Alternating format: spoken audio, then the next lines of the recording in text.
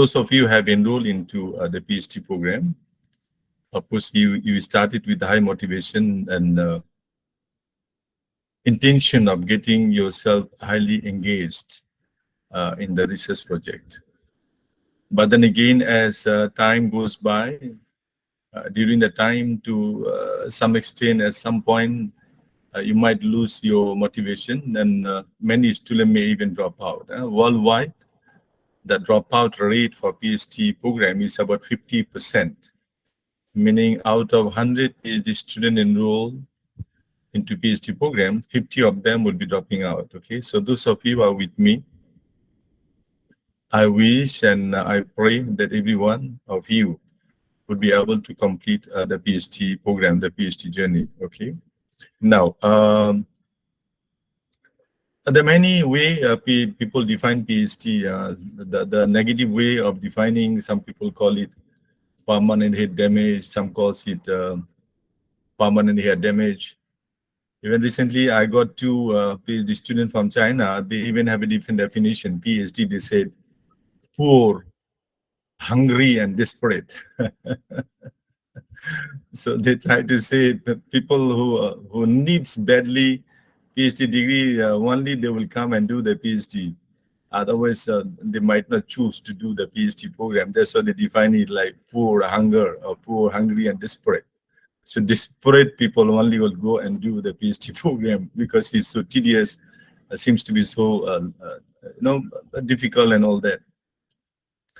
But I told them I define PhD in a different way. Okay, I said PhD I define at permanent happiness degree.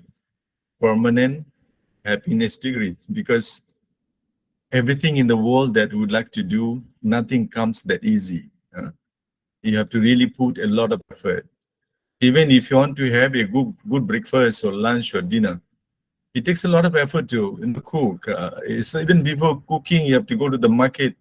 You have to choose. You have to buy things in good quality, and you have to keep it in the right place. And you start cooking. You need to have other ingredients that also you need to buy from other place. And after you have to start cooking, and you have to really highly engage when you are cooking. And finally, the cooking is done, and then still you cannot eat, right? It has to be served in a good way, in a good plate, and with the spoons, and the many other things, A simple example of our life. A simple thing, having a breakfast or lunch or dinner is not that easy. For us, if we open up a bread, just the packet, and you take out the bread, that bread was not easy to make, right? It took a long time for the farmers, a lot of effort to produce the wheat. Then it goes to a certain procedure, then you have the flour, and it went to the bakeries, the long procedures before it become the bread that we ate. Okay, so everything that we do in our life, we have to put some extra effort in it. That's it. Okay, so PhD, just another degree after your master's, but it requires special attention, special engagement, and of course, some kind of special thinking that makes you somebody ready for PhD journey. And if you are ready for that, you should be able to finish it on time. Okay. So I will share the slide with you after the session. And as I said, the video will be available in my YouTube channel. I have given the link of my YouTube channel at the bottom of this slide. Basically, this YouTube channel was started with the intention of helping PhD students. Okay, so my viewers are only PhD students. I think there are about 13,000 subscribers, and they all are PhD students. They watch the videos to be benefited. All right, so the video will be there. So let me start. Research is defined in many different ways. Okay, this is the bookish definition. This definition is available in every books, every research method books. Okay, we said research basically an organized, objective, and systematic process to study a particular problem that needs a solution. Okay, so a research is always undertaken with an identified and defined problem. Okay, so at the end of the research, We'd like to see some kind of solutions provided to solve that problem. Okay, so if there's no problem, then you should not be doing any research. There should be an identified and defined problem. Okay, how do we define whether it is a problem or not? Basically, something that bothers us, something that create trouble, for us, something troubling the society, industry, or the nation. So as a researcher, when we see a problem, our attitude should be like, why is that happening? How is that happening? How long has that been happening? And how can we find a solution to this problem? That is a researcher attitude, okay? But unfortunately, most of the time, as we see, when we see a problem, we try to ignore it. That would be one group of people. Second group of people, we just try to go to the problem and we understand problem. We don't put extra effort to solve it. That's the second group of people. They are not researchers. The third group of people, they will go into it, they will investigate, they will analyze, and they will assess, and finally, they will try to find some kind of solutions to the problem. That group is called researcher. And that's where you are now, okay? You all are researcher. A PhD is basically, we call it a certified researcher. PhD holder is a certified researcher. Many people, after completion of PhD, they become greedy, they become proud, and they start showing a different color. They act like they are father of God, or father of knowledge, or mother of knowledge, and all that. That is not right. PhD is just another degree.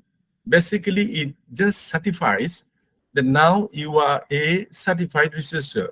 You can do research. That's it. That is PhD. Whether you are going to be specialist or not, it depends after PhD, how much more effort you put in the area of research. With a PhD, you are not a specialist because you are going to do a research on a very specific, small area. That does not make you an expert. If you want to be an expert in the area of research, then once you are certified researcher after PhD, you will be undertaking more and more research. You do more research, you publish more people, and you supervise the student slowly, then you will develop some kind of expertise in the area, and then you can claim you're an expert. That's what it is, okay? Now, today's topic is about philosophy, right? The philosophical foundation of research. PhD stands for what? Doctor of Philosophy, right? PhD officially stands for Doctors of Philosophy. Yeah, Doctor of Philosophy, meaning that you are becoming a doctor of philosophy. So if you complete a PhD and that PhD doesn't have any philosophy in it, meaning that is not a PhD. PhD, you do not call it Doctor of Management. You do not call it Doctor of Finance or Doctor of Marketing. Or we call it Doctor of Social Science. We don't. We say Doctor of Philosophy. Okay? Meaning that the research that you undertake, there must be some philosophical underpinning in the research that you undertake. Okay? This is unfortunately the most weakest part of PhD thesis in Asia. When I read thesis from Australia, especially from Macquarie University, when they send it to me as external examiner, I find there's the striking difference between the PhD that students produce in Asia and students producing in Australia and some other developing countries. They have long discussion and very strong argument on philosophical foundation of the research that undertake. Okay, but now in Asia we are also slowly changing it. We now, even at INIMAP, we make sure that every student in the research methodologies chapter, that is chapter 3, they have discussion of research paradigm, of research philosophy, research approaches, research design. There should be extensive discussion on it. With our faculty, we do that. Okay, so this class is going to be very useful for you, not only for your PhD journey, but later when you do more research, you try to publish paper, you try to supervise the students. It will immensely benefit you. Okay, this lecture. So research, all research is based on certain assumptions about how the world is perceived. Those of you who understand theory, all theories are proposed based on certain assumptions, okay? So qualitative researcher will end up research with proposing some assumptions, and then quantitative researcher will go on with those assumptions to prove, to validate, okay, to validate or to verify those assumptions. And that's where we use theory, okay? So the theories are being proposed with assumptions by qualitative researcher, and then quantitative researcher will validate and verify those theories in their research. That's why for qualitative researcher, they will have conceptual framework. And for quantitative researcher, we'll have a theoretical framework because it's based on theories, okay? So philosophy is basically some assumption. How do we perceive certain things, okay? And different people will have different way of looking at things, okay? The best example I always give it to the student is, if I take 4 of you to a supermarket and then let you choose to buy, say for example, I take out 4 sisters and ask them to choose lipstick for them. You will see 4 of them may choose different lipstick brand. They may, the time duration of selecting the lipstick will differ, and even the color will be different and all that, but it's basically just lipstick, okay? The other example would be like, if I take 4 of you out and let you stand on the road for 5 minutes, and after 5 minutes, I call you back in a classroom and ask each one of you, what did you see when you were standing? You'll be surprised to see 4 of you standing at the same place at the same time, seeing the same thing, but the thing you are going to express totally different. Why? Because every people have different focus, different way of seeing things, different way of interpreting things, different way of reviewing things, different way of analyzing things, you know. That's what makes it a philosophy. Everybody has a philosophy of looking at things differently. Okay, so you have your own assumptions and different way of perceiving the world. So now in a PhD journey, the philosophical underpinning will help you. How can you better understand the problem and then you find a solution to solve that problem? That's what is philosophical underpinning of a research, okay? Basically, nobody knows how can the best understand the world. Nobody knows. We are seeing so many things happening in the world, and nobody has the best solution ever. We all have solutions, but nobody claims this is the best. For some time, it seems to be the best solution that we provide, but after some time, it becomes like totally useless and outdated. There'll be new solutions there. And that is the reason we continue doing research, to understand the world, to understand the problem affecting the world, okay? Thousands of people have done research. Those of you who are doing research and selected a topic, the first of all, you're doing literature review. Why? You want to see what people have done. Why you want to see people have done? Because different people have different way of looking at things. So every researcher has different philosophy, different assumption. Their findings are different. Their research method is different. Research design could be different. The way they collect that data is different. The people who are filling in the questionnaire are different. The environment they collect data is different. So of course, your findings is going to be different. So the solution you provide may be suitable for one environment, for one country, for one industry, may not be suitable for another industry, another country. And that's the reason we review literature. What people have done, how they have done it, and what kind of solution they have provided. And from there, how can I go alone and do something new, provide something, real solution to solve the problem, okay? And that's the way you're saying philosophers have been arguing about finding solutions for thousands of years, and yet the solutions are not there. Okay, when COVID-19 came in, I think we better understood it very well. That was not the first pandemic affected the world. We have cholera before, millions of people died. We had Spanish flu, 55 million died before. Same thing as COVID, that was the COVID one. And the COVID that we encountered last 3-4 years, that was COVID number 3. So we had COVID before, we had pandemic before, we have solutions before. We have vaccination before. But then when this time affected, we didn't have a solution. The vaccination that we had before, vaccine that we had before did not work. And this time we have to come out with a new vaccine. So that's how it is. Many people will ask you, especially when you go for proposal defense, pre-viva, final viva, reviewers, examiners will ask you, so many people have done research on this area, why you want to do a research on this? And that is your argument. That it's true that people have done the research, but things are changing so fast. And many of them have done research on this industry, but not this industry. Many have done research in that environment, not this environment. So he will try to prove to the people that people who have done research before, they have perceived the world in some ways which are not appropriate. It is not same as the world that we live in now. Therefore, new research is warranted. Okay, so we say as a researcher, we must consider how we know the world. Okay, so and that's what we are saying, that our philosophical approach to knowledge, my approach when I'm taking a PhD journey, I'm talking about my approach to research, my approach to find solve problem, to identify a problem, to define it, and my way of solution, solving the problem that we have. So that's what is philosophy. Why philosophy? We need a philosophy. All right. So what is philosophy?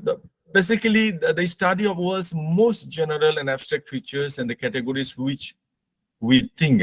So when you do research, those of you are going to do qualitative, you'll be going for, those of you are going to look at the world in a different philosophy, which I'm going to cover today. Based on that, you'll decide what kind of research approach you would like to select. And based on that, you will decide what kind of research design you are going to choose. Based on that, you will decide what kind of research method, qualitative or quantitative, you are going to choose. So your philosophy will define the race of steps of your research. That's very important. Okay, so we look at from the world from a very general perspective, and slowly from there we will cascade down. We'll cascade down. So once you decide on the philosophy, that the way I perceive the world as a PhD student, that will determine the following steps that I'm going to adopt in my research. Okay? So in philosophy, the concept we approach the world become the inquiry topic, the way I perceive the world, the way I approach to the problem, find a solution become my way of inquiring, making inquisitive, approach of finding something new. So the investigation of the nature, the causes, the principles of reality, the knowledge, values based on logical reasoning rather than empirical world. So when you talk about philosophy, it's all about reasoning. We see the same thing, but we explain it differently because we have different reasoning. And that's what I said. If I bring four of you, just stand on the roadside and look at it for 5 minutes, I bring you back and I ask you, what did you see? Four of you will have a totally different description of what you have seen. And you will have total different reasoning of why you have seen the things like that. Okay? So logical reasoning, something got to be with logic, something got to be with some argument, something got to be with evidence, something got to be with the data and analysis and all that. Okay, so logical reasoning. Okay, so that is philosophy, but later we'll slowly move into empirical method. So first is the logical one, logical reasoning, finding out how we perceive things that is happening in the world. Then we decide on the empirical method. So we're saying the study of the ultimate nature of existence, the reality, the knowledge, the goodness as discoverable by human reasoning. So the things that is happening, affecting the industry, the things that is affecting the society, the things that is affecting the nation or the world at large, we have to identify and defining those matters, the problem, and we have to find some human reasoning. Why is that happening? How is that happening? Who are being affected? Okay, what are the solutions there? Are those solutions working? So that kind of inquisitive mind a researcher must have. We have to think like that. And then only we will, decide on a philosophy. Later, I will describe and explain how many types of philosophical underpinning we can choose. And then we decide on one. And from there, we will go on for research, okay? Now, let me give you some other definition of research, because remember, the research we are going to undertake, we will look from philosophical view of research. That's very important, okay? So we say research is to see what everybody else has seen and to think what nobody else has thought, okay? Meaning what everybody has seen it and perceive it and have done some kind of research, found some solution, and what nobody has thought about. And that makes you the novelty of your research, the originality of your research. So when you go for PhD, proposal, defense, or final viva, both say, you have to prove that there's some kind of novelty there, the originality, the difference, the specialty of your research. So you have to tell people this is something distinct, something different, something very special that no one has seen before, nobody has done before. And that's what gives you the PhD degree. Okay, and that's the reason when you start doing PhD thesis, what we do, we ask the student, go and read papers, find out relevant papers, read as many papers as possible. Why? Because we want you to see what people have done, how people have seen things in your area, and find out what has not been done. So as you read more and more, you will see everybody has different way of looking things, and many of them have different findings, and many of them has not looked into something which is actually affecting the problem in your country, in your area. The environment in Malaysia is not same as Indonesia. The environment, the industrial environment, economic situation in Malaysia is not same in Australia. The environment in Malaysia, the way you look at things, the way you think, the way you perceive is same not in China. So when you are reading papers, you try to see how they look into things, how do they perceive things, and what kind of reasoning they have, and what have not seen, what they have not seen, and that's very, very important. So we try to find out what they have not seen, and we try to incorporate that. So that is some kind of new knowledge that we are going to contribute through our research, and that entitles you to get a PhD degree. So you'll be sweating during proposal, defense, pre-viva, final viva to prove to people what is new. Everybody will ask you what is new. Tell me what is new. The new knowledge that you are contributing to the existing field of knowledge, okay? Research is going beyond personal experience, thought, and feelings and opinion, and that's very important. I always ask the student when they come first time, why you want to do research on this area? I also ask students when I become internal or external examiner, what motivated you to do this research? Most of the examiners will ask you this question. So how do you answer? Many students will say for example, a candidate is doing a research on human resource management.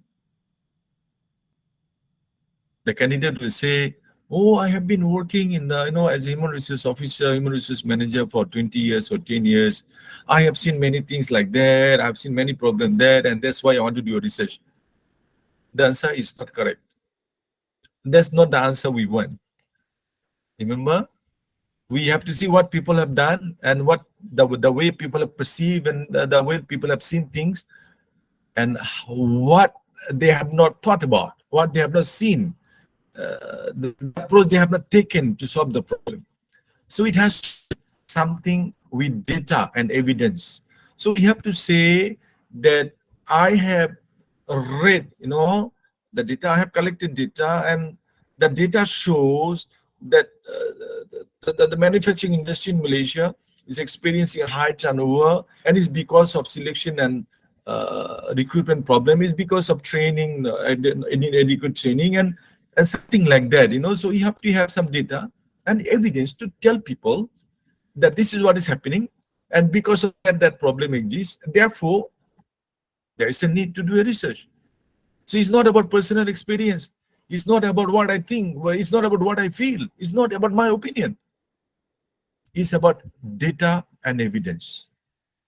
So if you're doing a research like Brother Nazmizan is a sportsman, if he's doing a research on a sports area or something, then he say, you know, I am a sprinter and I won this medal, that medal, but I saw many problems with the athletes like that, and that's why to do the research. That is not right. That is your personal experience. You have to read papers. You have to collect data from Ministry of Sports and all that. So when you have the data and you have some evidence kind of thing and you see some gap there and some problem exists, then you say, yes, it requires some kind of research. Okay, so personal opinion, personal thought, feelings are not important when you do research. Okay, it goes beyond that. Okay, it's important to some extent for you to understand the area, because when you select an area, we'll tell you, please choose an area that you are familiar with, you feel interested with, right? Like Brother Nazmizan, because he's a sportsman, I will always ask him to select an area that is connected to sports, of course. Those are important, but research is beyond that. You have to go out from that, you know, beyond the personal opinion and all that. So research is a careful or diligent search for phenomena. So yeah, carefully, diligent is what? Hardworking, right? So you're putting a lot of effort with careful approach and search, finding out a problem that is affecting the world, affecting the society, affecting your country, affecting an industry in your country. That's called phenomena, right? Phenomena. You're selecting a phenomena that is affecting some people or section of people in a society. That is research. Research is a studious inquiry and examination. So it's not that simple. You are going to make an inquiry and examining things, and you have to have certain approach, right approach to the problem, and then you are finding some kind of solution, right? When you say examination means what? At the end of it, there must be an output. When you sit for an examination, you have an output at the end. Either you get an A or B or C, there's an output. So it's an studious inquiry or examination. So you got to put a lot of, earlier we say careful and diligent search. You put a lot of effort, you are engaged, and finally you have some kind of output with you. That's research, okay? Research is especially an investigation, experimentation aimed at discovering and interpreting the facts, okay? So we are trying to investigate to find out or to discover some kind of facts, and then we will interpret those facts, okay? So that is your chapter 4, you will do that. The things that you discover through your collection of data. If it's qualitative research, you will have personal interview or group discussion. You have many other methods of collecting data, and then you interpret them, okay? If you have quantitative research, you will collect either the primary data or secondary data. You will use some softwares to analyze it, and then you have the output there, then you will interpret those facts that you have found out through research, okay? And then this is very important. Research is revision of accepted theories and law in the light of new facts, or practical application of such new and revised theories or laws. This is very important. If you are doing a quantitative research, the research would be underpinned by certain theories. It will have an underpinning theory and few supporting theory in most of the cases. Or you may have an underpinning theory, just one theory enough to underpin your framework. Or you may have an underpinning theory and few supporting theories, or one supporting theory to underpin your framework. What are you doing actually? You are using established theories, and then you are taking variables from those theories and putting them in the framework, and you are testing them. So you might be verifying a theory, whether that theory is effective. It might be validating a theory in a new country, new environment. You might be nullifying a theory, telling this theory is not applicable in my country. You might be extending a theory. You say this theory was good at the time it was proposed, but now it's not adequate, so I'm going to extend it. You might modify a theory. A theory, you say certain variables are there, are not necessary now, so I drop them, and then I add one more. So you modify a theory. You might integrate theories.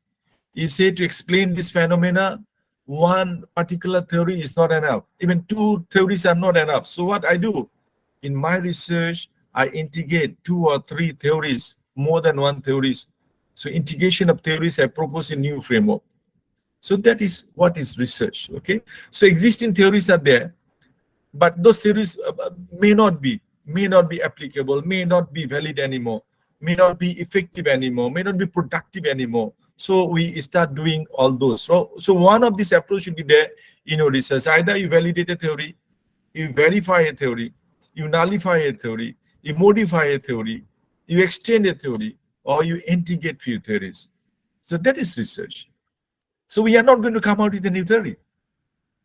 So qualitative researcher will work on and come out with some assumptions. And the base, they may propose a theory, okay? But of course, you're proposing a theory, you should be given a Nobel Prize. You get a Nobel Prize by proposing a theory, you know. So when the theory is being proposed by qualitative researcher, then we, quantitative researcher, will validate, verify, nullify, extend, modify, integrate, all sort of things we'll do. So in your PhD research, you'll be doing that. If you are doing qualitative research, you will end up with some kind of assumptions, and the base is the theory. If you are doing quantitative research, you might be verifying, you might be validating, you might be nullifying, you might be extending, you might be modifying, or you might be integrating theories to come out with a research framework, a theoretical framework, and then you collect data and you do what you wanted to do. Okay. All right. Anyone has any question up to this point? Can anybody please tell me? Anybody has a question? Anyone? If no question, then I will proceed. No one. You can hear me, right? So far, you can understand me or not? Anyone can respond, please? Yes, sir. Yes. Yes, sir. Yes, Prof. Okay. All right. So let me continue, okay? Okay, Prof. All right. Now, understanding the research philosophy. So what are you doing when embarking on research? What are you doing? In the earlier slide, even though it's not there, I explained a lot about it. So developing knowledge in a particular field of belief and assumptions about knowledge development. So you are going to develop some kind of knowledge, new knowledge, in the form of modifying theory or nullifying theory, verifying theory, integrating theory, modifying theory, and all that. Some kind of development of knowledge, new piece of knowledge is there. Research philosophy is an overarching term relating to the development of knowledge. Again, we are talking about development knowledge and the nature of knowledge.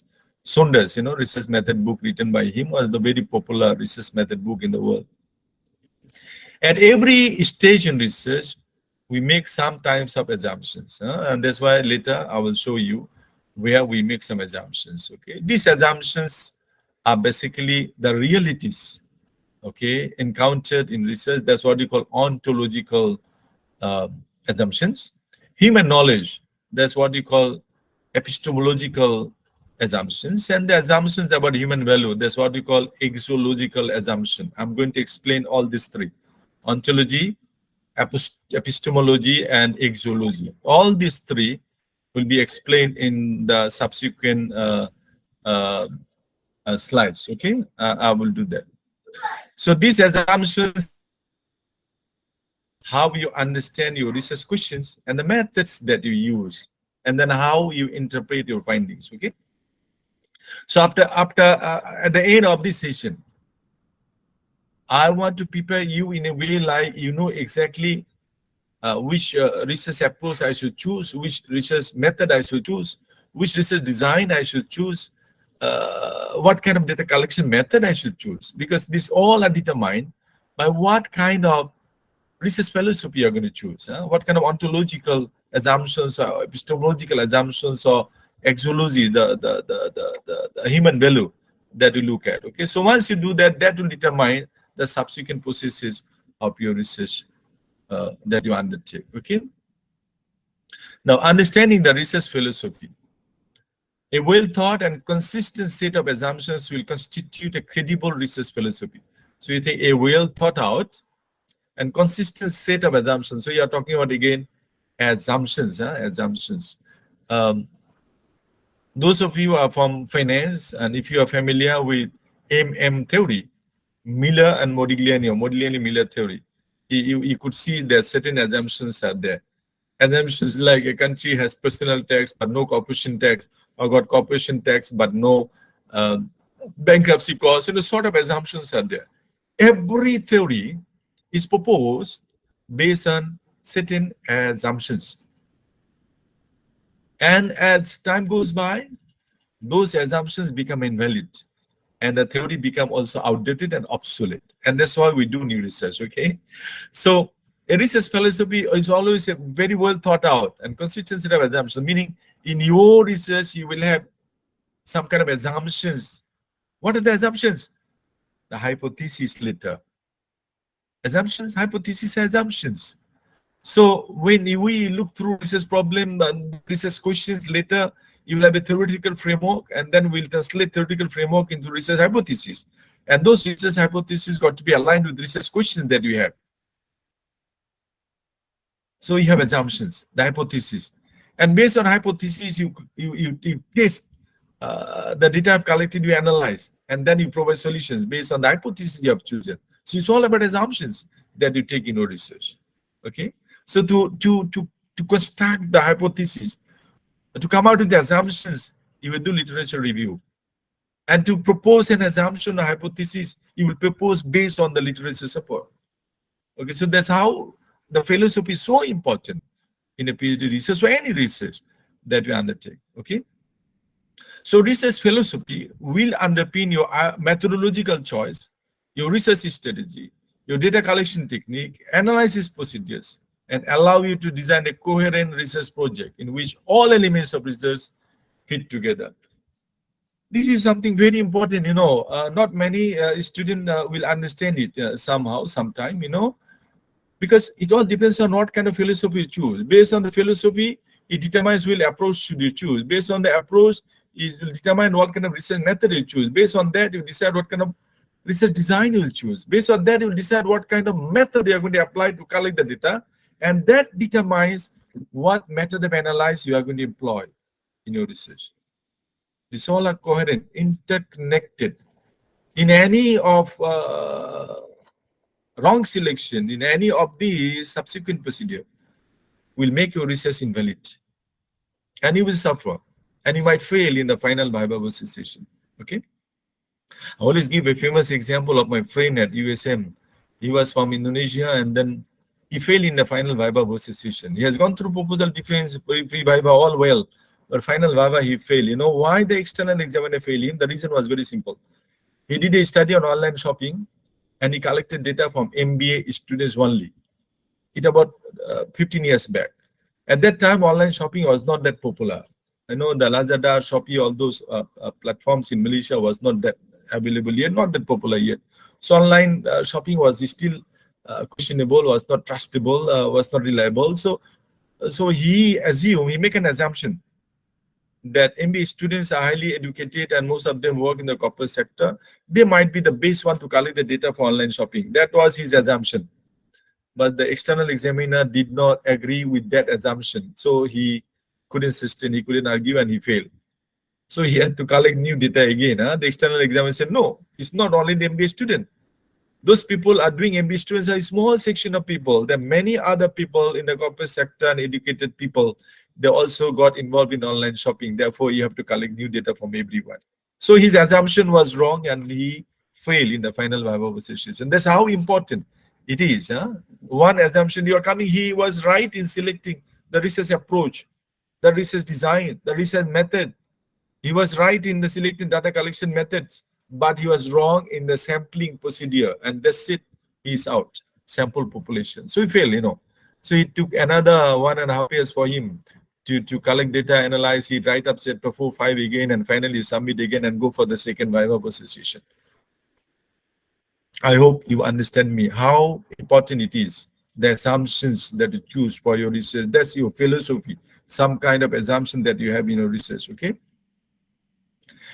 Now, thinking about research philosophy, okay, there are two things that you can do to start making a more active and informed philosophical choice. There are two approaches. Begin asking yourself questions about your research belief. Remember, you have already chosen an area of research. You have read many research papers. And now you understood the kind of thing been done by previous research, the way they have done the research, the kind of research approach, research method or used, the way they collected the data, the way they have analyzed the data, the way they interpreted the data. I've understood it by reading all those papers. Now familiarize yourself with major research philosophies being used by them. So you got to familiarize with all kind of assumptions being taken to do research in your area, and then only you will go for it, right? Now, research philosophy being sometimes also known as research paradigm is the same thing, huh? So do not get confused. So we say it's a paradigm, is research paradigm is a set of common belief and agreement shared by scientists. It's about the problem should be understood, how the problem should be understood and addressed. A research paradigm is the worldview about conducting research. It's provide research an idea to choose research method. I talked about it a lot, right? When I talked about research philosophy. This slide, I kept it for the purpose of making sure that you do not get confused when you see two terms, research paradigm and research philosophy. They are interchangeably used, okay? Now, this is the flow that you need to have in a research. And that flow must be there, okay? So ontology is basically looking at what is the reality, meaning what is the phenomena, what is the problem, why it is happening, how it is happening, who are affected. So you're looking at the reality in the world and what kind of solution we have, whether the solutions are working or not, right? And then we move to epistemology.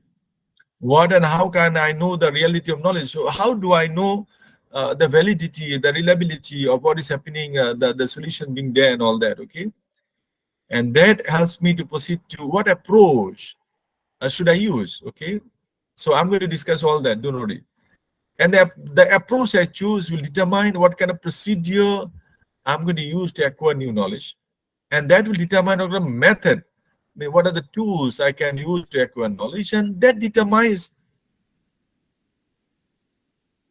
what kind of data I'm going to use. Okay, so you can see the flow there. The flow there. You start with ontology, and that's what you say. This is philosophical underpinning of research. You start with what is the real reality. When you say what is the reality, it's about assumption. Different people look at things differently. Okay, totally differently.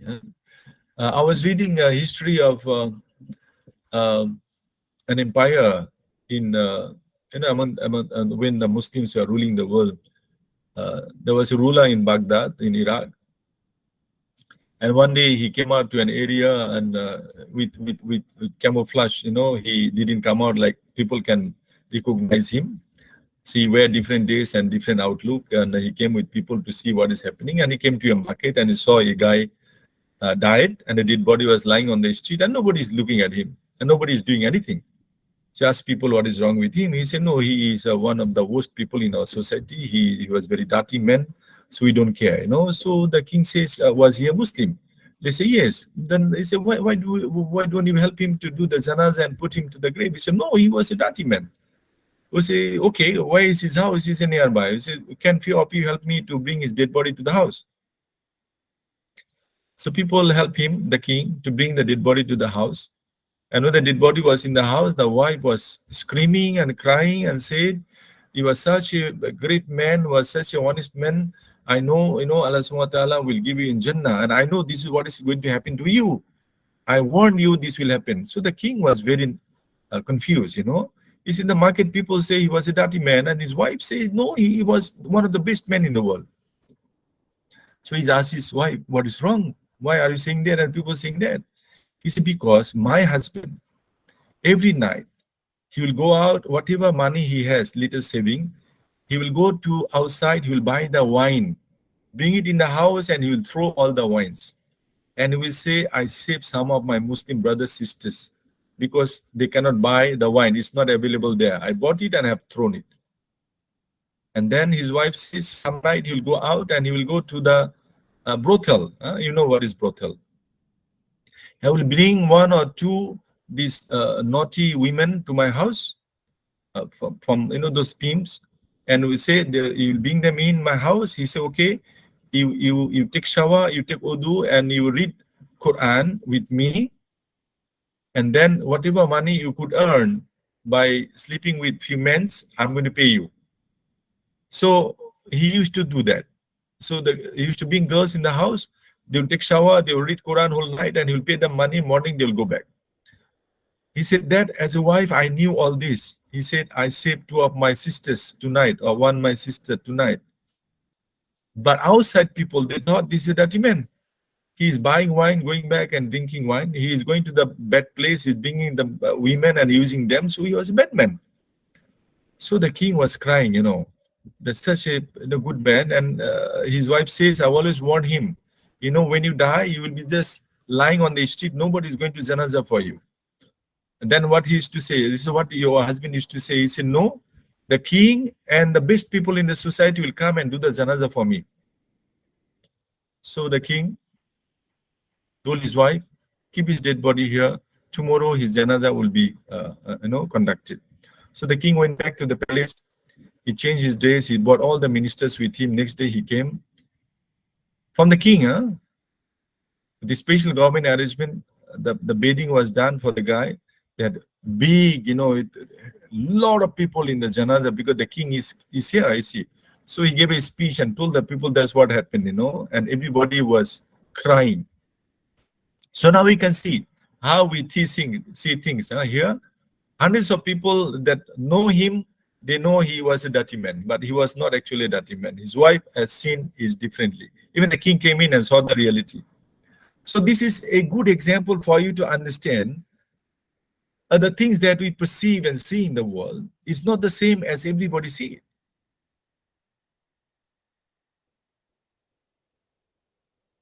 Okay, so that's what is important.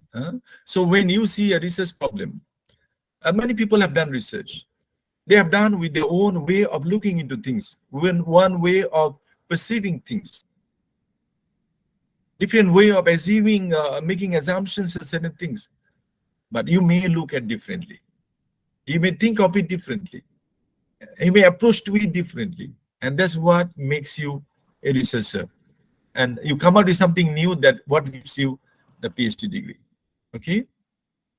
Now let us proceed. I said there are three important concepts, right? First one is ontology. That's what we say, we look at the reality. So basically it describes our view on the nature of reality. Problem is happening, but what is the problem? Who are getting affected? Is it affecting the performance of the person? So there are many things that you look at. I give a simple example. The sexual harassment. It is a burning question.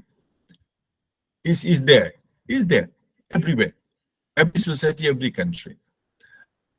But if you want to complain to the manager about sexual harassment, the manager may listen to you, but he may not take any action until and unless he finds that harassment is affecting the productivity of the person. So you define what is sexual harassment. Even different company, different country have different definition. And managers will look at it, whether this harassment is affecting the productivity. If it's not affecting the productivity, the managers may not act at all. Okay, so there's the nature of reality, We look at the reality. We got to complain, but you got to go down and see what's really happening, whether there is a truth in it. If there is a truth, what degree of harassment is there, and whether it's affecting the performance of employees and all that. Okay, so that's what we call ontology, understanding the reality. Okay, it raises the questions of the researchers' assumptions about how the world operates. Specifically, it describes whether reality is an object reality that exists or only subjective reality created in our minds. Remember what I said? I just gave you an example of harassment. It could be subjective, it could be objective, okay? Subjective reality could be objective reality. Harassment is there, but is it affecting the performance of the person? No. Then manager say, I'm not going to take any action. Why should I fire somebody and recruit against someone and train the person again? Is costly, time consuming. So even though I recognize as a manager that harassment is there, but it's not affecting the productivity of the person, so I'm not going to do anything. So that's how we look at subjective or objective way of looking into things, okay? So there are two aspects of ontology, objectivism and subjectivism. Subjectivism, we say this portrays the position that social entities exist in reality external to the social actors concerned with existence, okay? Subjectivism holds that social phenomena are created by perception and consequent actions, okay, of those social actors concerned with their existence, okay? So it is something inner, subjectivism is the inner feeling and all that, but objectivism, you are looking at even the external things that are there, coming out. So there's subjectivism is like, I feel I have been harassed. But objectivism is that the manager is saying whether it's affecting the performance, whether it is the reality, is the degree of the effect on the person and the company. So there's objectivism, okay? So the ontology is the study of being, which is concerned with what actually exists in the world. And it helps researchers to recognize how certain they can be about the nature and existence of the objects. That's what I said, right? I give an example to understand very well, easily. So for instance, what truth claims can be researchers make it to reality? So somebody claims this, whether this is a reality. Who decide the legitimacy, whether this is real? Remember, I gave the example. I'm saying I've been arrested, but the manager said, no, I'm not going to take any action because it doesn't affect any performance, okay? How do researchers deal with different and conflicting ideas of it? Now the question to us as a researcher. Now sexual harassment is there. It is a confirmed truth in the society. But whether that is affecting the person mentally, physically, and his work, okay? So that's what we have to look at. So we have conflicting ideas and perceptions of people in the society. This is ontology. So we will determine, from ontology, okay, this is the nature of problem. I have identified, I have defined this way, and I'm going to go ahead with this. So we will have that, okay? So in your research, chapter 1, you will have definition of terms. You will define terms from people, but chapter 3, you will have operational definition. That's where you will define your own way of defining it. That is my assumption. That's how I define in my research. And that's how I'm going to do my research. So this operation definition will be there in chapter 3.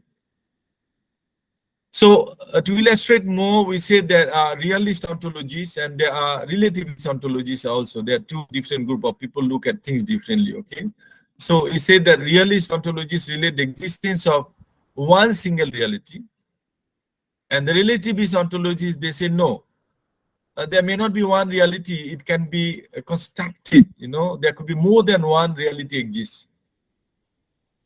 You just have to understand very carefully, okay? So the realist ontologist will believe there could be only one solution to your problem. But relativists believe, no, there could be more than one solution to your problem, okay? So if you are doing later, if you decide on only one reality or one solution, then you will go for quantitative research.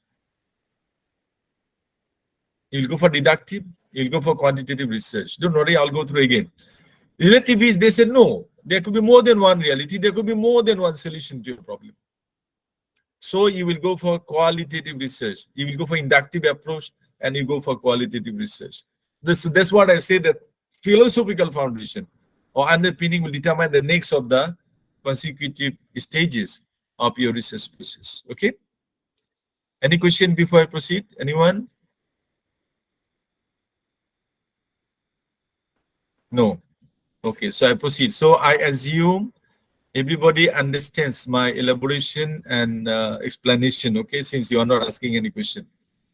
Sir, I have one question. You said in chapter 1, we have definition of terms, and in chapter 3, operational definition. So what is the difference between these two?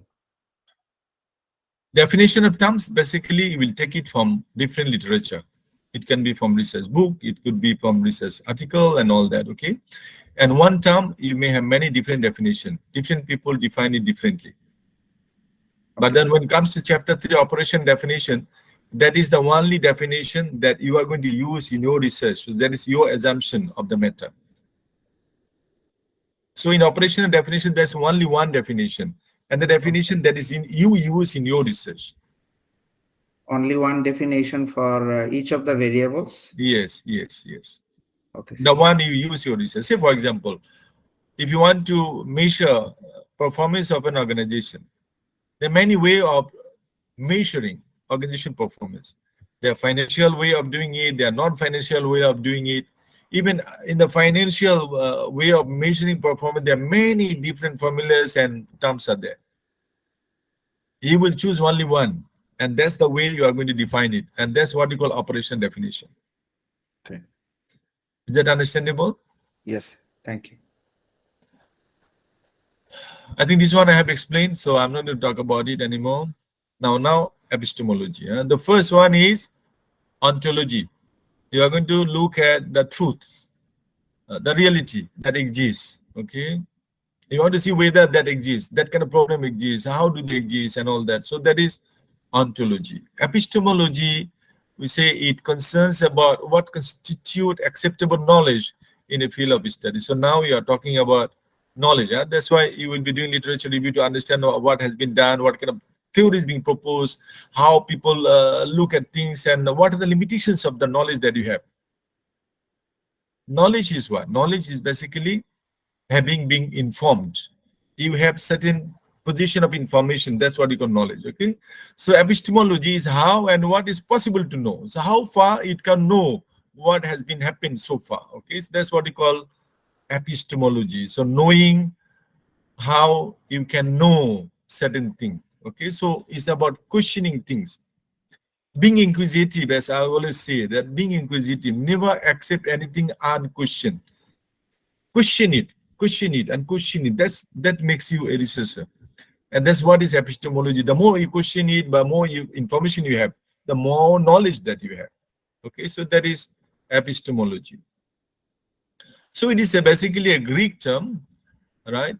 Epistem, which means knowledge. So basically, epistemology means knowledge. Okay, so you are describing basically how you know something, or how to know the truth or reality. Okay, the rest I will leave it for your reading. Okay, the third one.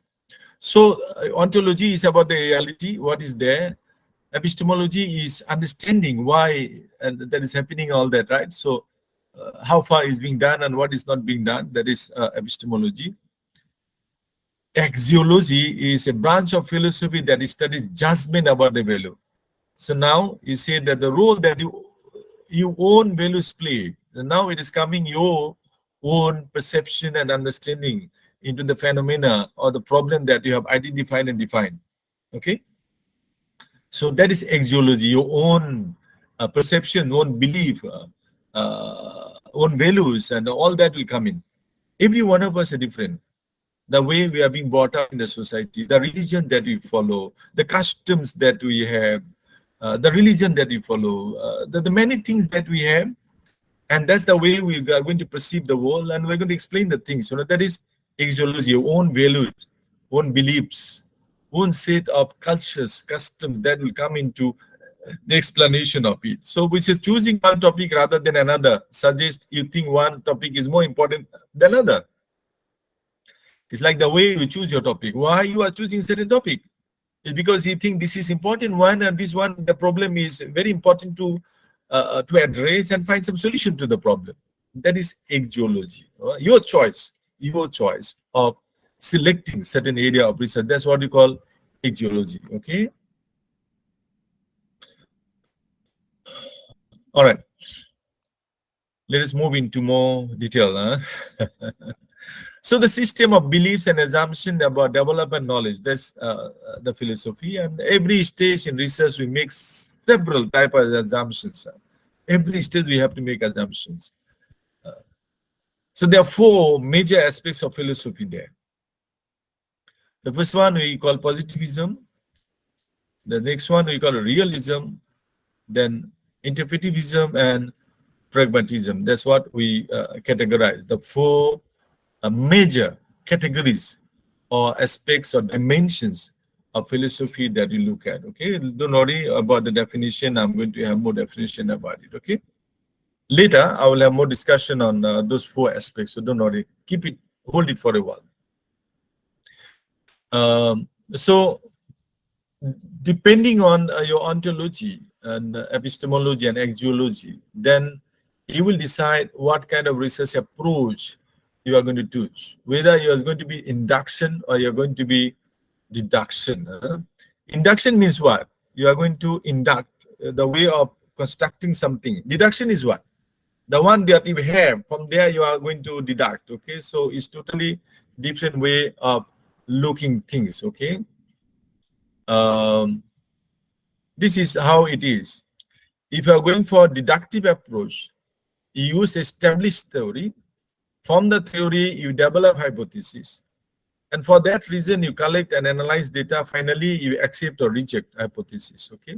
So this is an approach, the realist, right? You say there's only one truth exists. So either you accept hypothesis or reject hypothesis. So if you are realist kind of philosophical underpinning there, then you might be going for deductive approach. If deductive approach, then it's going to be quantitative.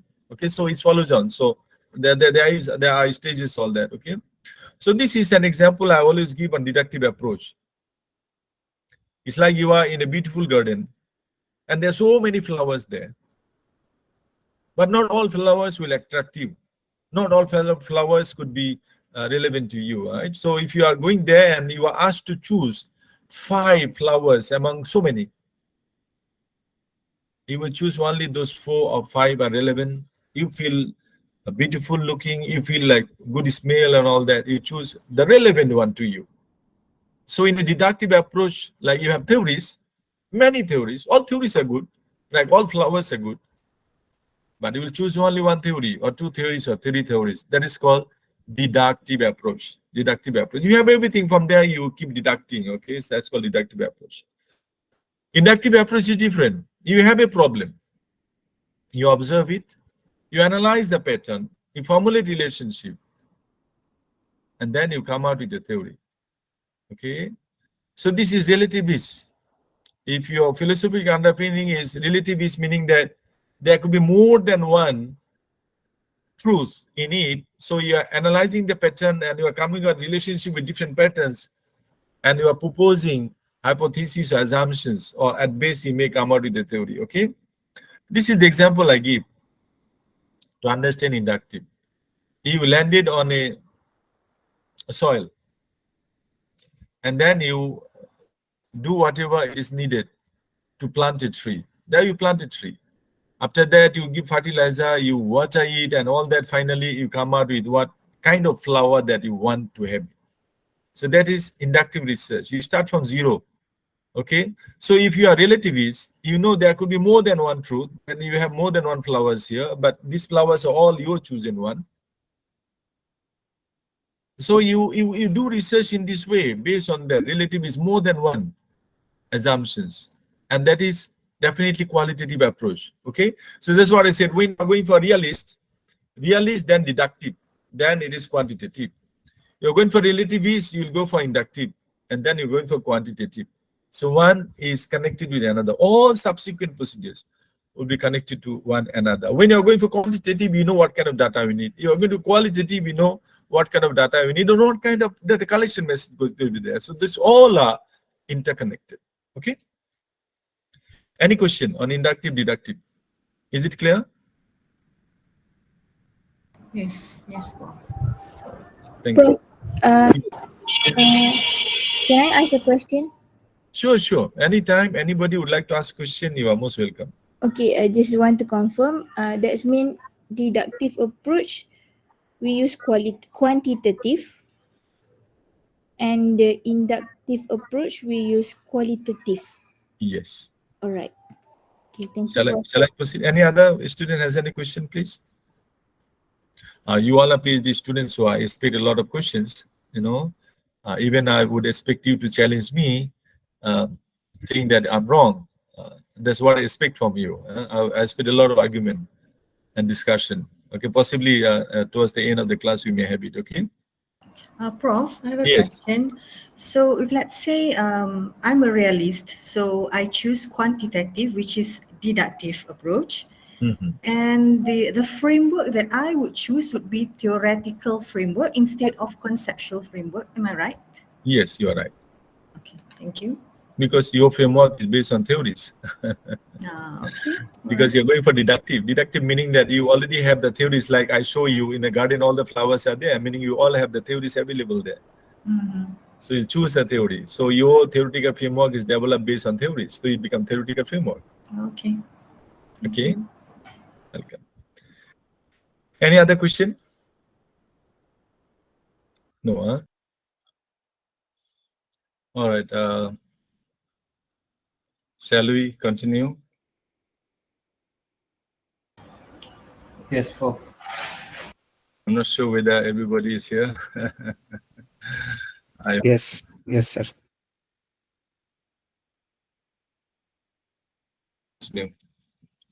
So earlier we look at four kind of philosophies, right? So the first one is known as positivism. Positivism. So we said this can be defined as approaches that employ empirical methods, make extensive quantitative analysis, and develop a logical explanation to build formal explanatory theory. So you can see here now, you are using theories, you're using quantitative method. So what's going to be the approach, deductive or inductive? Deductive. Deductive. Thank you. Deductive. Very good. Very good. Okay. So the researcher is an objective analyst, right? Objective. It's not subjective. Objective. Subjective is qualitative. So the end of the product of the research is like law, like generalization. You are generalizing certain thing and make detached interpretation about the data that have been collected collectively. Okay. So the researcher is independent of the subject of the research. The researcher does not affect the subject of the research because you are not coming out with new theory. Research is not affected by the subject. The focus is highly on structured methodology and methods. Okay, so very structured, and it facilitates replication and quantification. Okay, so meaning that you use a theoretical framework, you have framework. Sorry, the variables identified. So the future researchers can use your variables. They use your instrumentation, like your questionnaire, the items that you use to verify a variable on there. So positivism is in deductive approach, and you are going to use quantitative research. Okay. Realism. Realism, we say the philosophical position that relate to the scientific inquiry. The essence of realism is that what the senses show us as reality of the truth. So objects exist, and now we are talking about objects exist independently in the human mind. So is it inductive or deductive? You're talking about objectivism.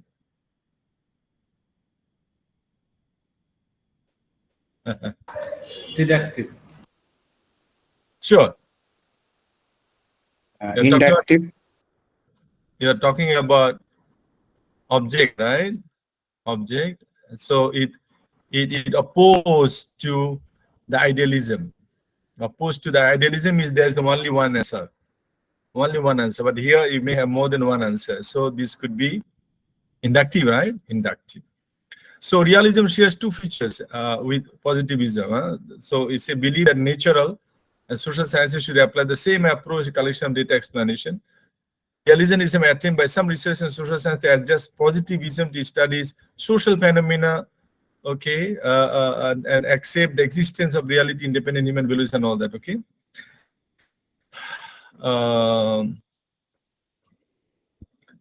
And there's some direct realism and critical realism, all that. This one I will read for your own reading. Okay. Next one is interpretivism. Okay. So we say that interpretive paradigm is called phenomenological approach. Interpretivism. So you use certain phenomenological term and then you try to explain the problem. So this approach aims at understanding people. So if you collect data by questionnaire, can you understand the people?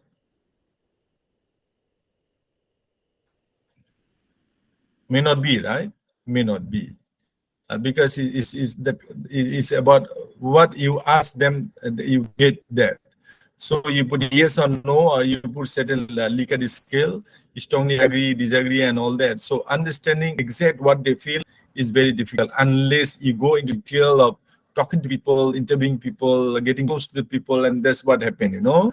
So if you are designing a questionnaire just to understand the harassment in the organization, and you put the close-ended questions, it's very difficult. Nobody is going to tell you who harassed the person, how many times being harassed, and when it was harassed, and where did it take place, unless you conduct an interview or you have a focus group discussion and people start talking and you get into close to the person and they tell you everything. So this is inductive. It's inductive. And definitely going to be qualitative. Okay. The pragmatism, the other one, we say it holds that most important dominant of epistemology, ontology, and axiology adopted in the research question. So pragmatists believe that the answers may not be just one or may not be few, rather the solution keep changing. That's why we call them pragmatists. Okay, things keep changing. Even though you have done qualitative research and found out the truth, you develop a theory, and quantitative people use the theory, validated it or verified it, integrated it, and all that, still nothing is constant. The society, societal values, everything keep changing. Therefore, just inductive or just deductive separately is not enough. So what do we need? Combination of these two. So we go for mixed method approach.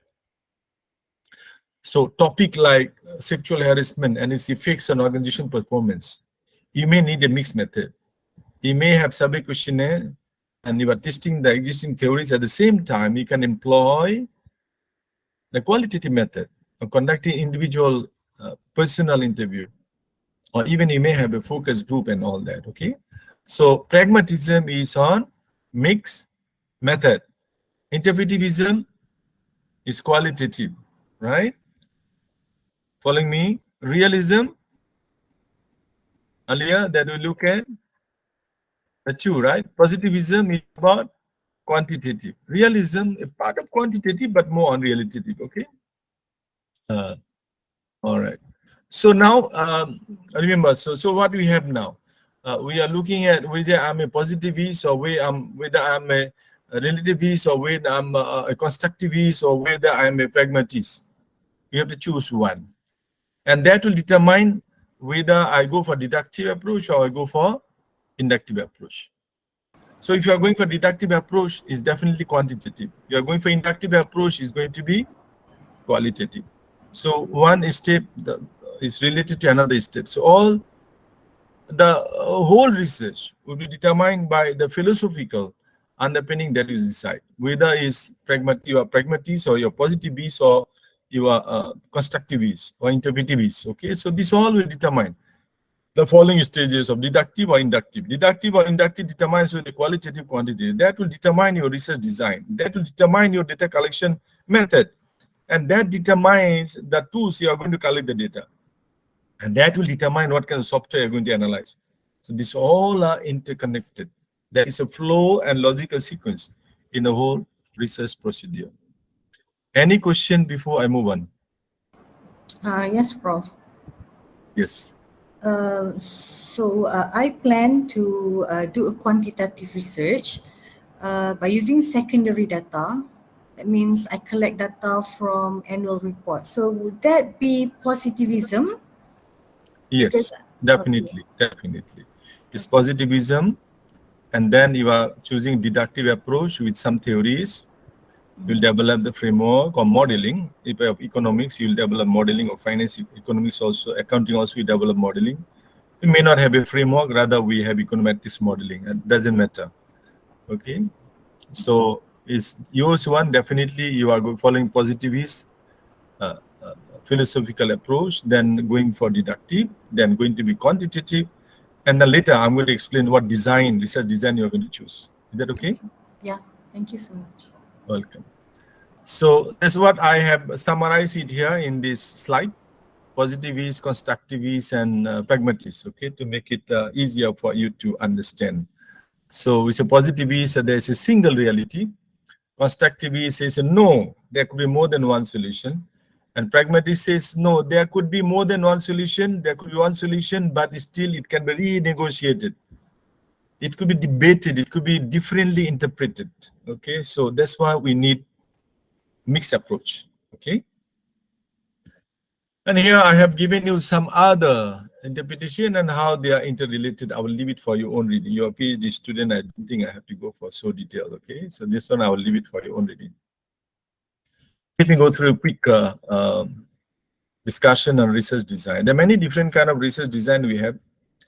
So now, which one will be suitable for you based on the approach, the philosophical underpinning, the research approach, the research method that I have chosen. So now it will come down to research design. The first one is called reporting.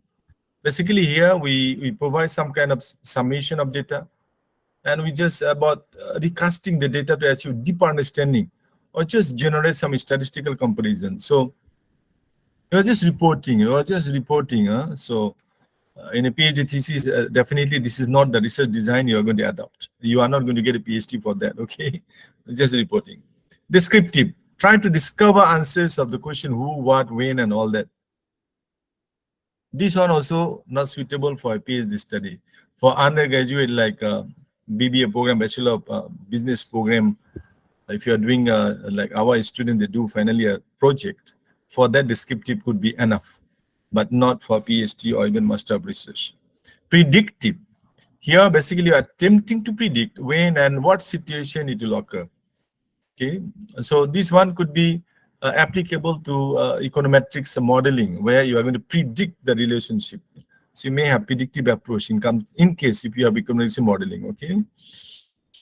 Explanatory. This is going to be the most of the cases for quantitative research. If you have a theoretical framework based on certain underpinning theories, then your design would be explanatory. You'd like to explain certain relationship, all right, by collecting data and analyzing it. Okay, so we are saying this is conducted for a problem was not well researched before. So most of the time you will argue that in a research problem, you will argue that I am undertaking this research because research have been done, but again the solutions are contestable. It can be debated, and solutions are not adequate, and therefore it's not well researched, and therefore a new research has to be undertaken. Okay, so you will have your new operation definitions, and you will provide a beta model. That's what I said. You modify a model, extend a model, you verify a model, you integrate models. That's what would be you'll be doing in your quantitative research when you have a theoretical framework. So most of you going to use deductive, quantitative method. You will have this explanatory research design. This is exploratory. You go deeper and deeper of an issue. Okay, and at the end, the solution it provides may not be conclusive. So this one is inductive, qualitative, and then you have here. So you are following constructivist or interpretivist philosophical foundation, then follow on inductive, then you follow on qualitative, and this design would be exploratory. Is that clear? Clear, right? Yes. All right, thank you. So just to summarize the class, basically we look at three important elements of philosophical area. It started with ontology, epistemology, and axiology. And then further we look into positivist, pragmatist, and constructivist, the three approaches. We look into inductive and deductive approaches. And also I looked into some of the research designs available for us for our research. And I have tried to clearly show you what kind of research philosophy you'll choose, and from there which research approach should be appropriate, followed by what research method would be appropriate. Based on the research method, we follow on to research design, and then you will have research instruments, data analysis, and all that. Okay, that's what I kept for you for today's session.